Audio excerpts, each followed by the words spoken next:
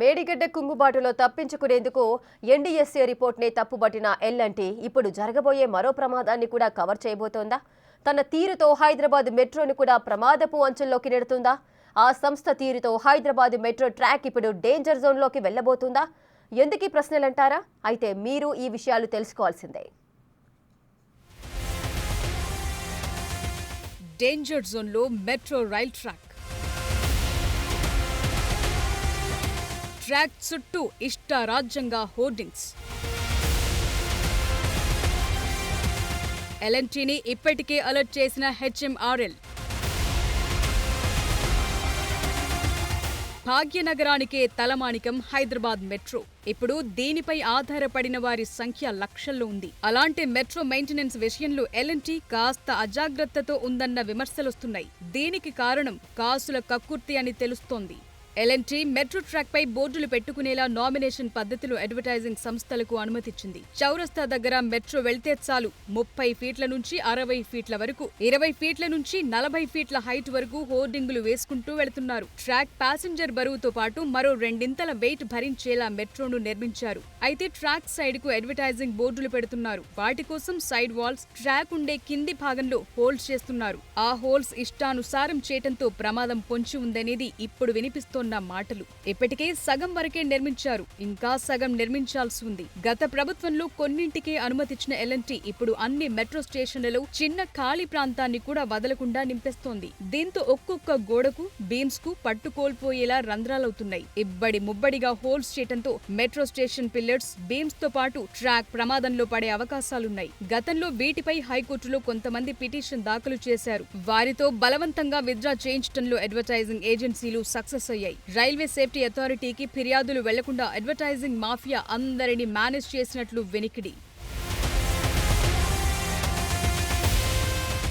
Metro రైల్తో పాటు stations లో current సాఫీగా కొనసాగేలా అయ్యేంత డిమాండ్ వరకే సప్లై సిస్టమ్ ఉంది. కానీ ఎల్&టీ అదనపు ఆదాయం కోసం ఏర్పాటు చేస్తున్న అడ్వర్టైజింగ్ బోర్డులతో సమస్యలు ఎదురయ్యాయి. సాయంత్రం 6 అయ్యిందంటే హోర్డింగ్స్ కు ఫోకస్ లైట్స్ ఎక్కువగా వాడుతున్నారు. దానికోసం ప్రొవైడ్ చేసే విద్యుత్ లో నుంచి ఆ లైన్ తీసుకోవడంతో సమస్య తలెత్తింది. కొద్ది రోజుల క్రితం మెట్రో రైళ్లు రాత్రి వేళల్లో స్లోగా వెళ్లాయి. ఇదంతా లో వోల్టేజ్ వల్లేనన్న ప్రచారం ఉంది. ఒక్కోసారి సాంకేతిక లోపం కూడా వస్తుంది. ఈ విషయాలన్నీ ముందే గ్రహించిన హెచ్ఎంఆర్ఎల్ ఎల్&టీకి లేఖ కూడా రాసింది. దీంతో హై వోల్టేజ్ పవర్ సప్లై అయ్యేలా చర్యలు తీసుకున్నారు. మెట్రో నిర్వహణలో ఎల్&టీకు, హైదరాబాద్ మెట్రో రైల్ లిమిటెడ్ కు ప్రత్యుత్తరాలు కామన్. ఇటీవలి కాలంలో నామినేషన్ పద్ధతిలో రైల్వే ట్రాక్ కు ఏర్పాటు చేస్తున్న హోర్డింగ్స్ బోల్ట్ వాహనదారుడిపై పడి గాయాలయ్యాయి. దీంతో విషయం బయటకు పొక్కకుండా సదరు వ్యక్తికి 25 లక్షల నష్టపరిహారం ఇచ్చారని సమాచారం. ఇప్పటికే రైల్వే స్టేషన్స్ వద్ద పెచ్చులూడి పలుమార్లు కిందపడ్డాయి. ఈ నేపథ్యంలో జాగ్రత్తలు పాటించాలని రైల్వే సేఫ్టీ అథారిటీ నుంచి సర్టిఫికేట్ కావాలని హెచ్ఎంఆర్ఎల్ కోరింది. ఇందుకు నిర్లక్ష్యంగా తమ సేఫ్టీ ఏంటో తమకు తెలుసని ఎల్&టీ 3 వ్యాఖ్యలతో రిప్లై ఇచ్చినట్టు సమాచారం. భవిష్యత్తులో ప్రమాదం జరిగితే తాము రాసిన లేఖలు పనికొస్తాయనే ధోరణిలో హెచ్ఆర్ఎంఎల్ తీరు ఉన్నట్టు తెలుస్తోంది.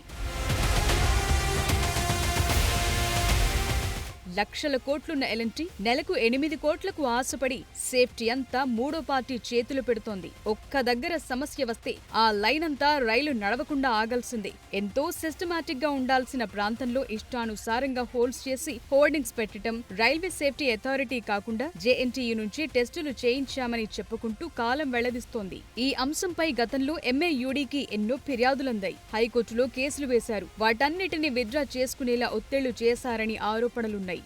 సోమేష్ కుమార్ సీఎస్ గా ఉన్నప్పుడు మెట్రో అడ్వర్టైజింగ్ పై ఎల్&టీ స్క్వేర్ మీటర్ కు 35 రూపాయలు జీహెచ్ఎంసీకి చెల్లించాలని జియో ఇచ్చారు. అలా 2019 నుంచి ఇప్పటి వరకు నామినేషన్ పద్ధతిలో ఇచ్చిన అడ్వర్టైజింగ్ బోర్డ్స్ పై జీహెచ్ఎంసీకి 150 కోట్ల వరకు ఇవ్వాల్సి ఉంది. కానీ ఏడాదికి 1 కోటి 2 కోట్లు చెల్లిస్తూ చేతులు దులుపుకుంటోంది. నామినేషన్ పద్ధతిలో కొద్దిపాటి డబ్బులకే మెట్రోను ఎక్కడికక్కడ అమ్మేసుకోవటం ఆశ్చర్యానికి గురి చేస్తోంది. గత ప్రభుత్వంలో ఎల్ఎన్టీ టెండర్స్ తక్కువగా కోట్ చేసి ఆ తరువాత భారీగా ధరలు పెంచుకున్నారు. అందుకు కాళేశ్వరం, వరంగల్ టిమ్స్ సహా ఎన్నో ఉదాహరణలున్నాయి. అయితే కాళేశ్వరం పనుల్లో కుంగిపోయిన పార్టును కన్స్ట్రక్షన్ చేసిన ఎల్ఎన్టీ కంపెనీకి national dam safety authority report మింగుడు పడటం లేదు. 9 టెస్టులు చేసి భారీ అత్యుత్సాహంతో చేసిన పనులను ఎన్డీఎస్ఏ ఎండగట్టింది. దీంతో తమ కంపెనీ భవిష్యత్కు ఇబ్బందులొస్తాయని భావించి ఆ రిపోర్టునే తప్పంటూ లేఖ రాసింది. దీనికి తోడుగా గత ప్రభుత్వంలో జరిగిన తప్పులను వెనకేసుకొచ్చింది. ఇప్పుడు మెట్రో నిర్మించిన ఎల్ఎన్టీ 8 కోట్ల కోసం పడుతున్న కక్కుర్తి వల్ల ఏకంగా ప్రాజెక్టు ప్రమాదం అంచుల్లో నిలుపుతోంది. రైల్వే సేఫ్టీ అథారిటీ నుంచి పూర్తి రక్షణ సర్టిఫికేట్ వచ్చాకని ఈ హోర్డింగ్స్ వ్యవహారాన్ని కొనసాగించేలా ఉండాలి. లేదంటే మెట్రో మొత్తం హోల్స్ తో నింపేసి ప్రకటనలతో కప్పేసి ప్రమాదపు అంచులో నెట్టివేసే అవకాశాలు లేకపోలేదు.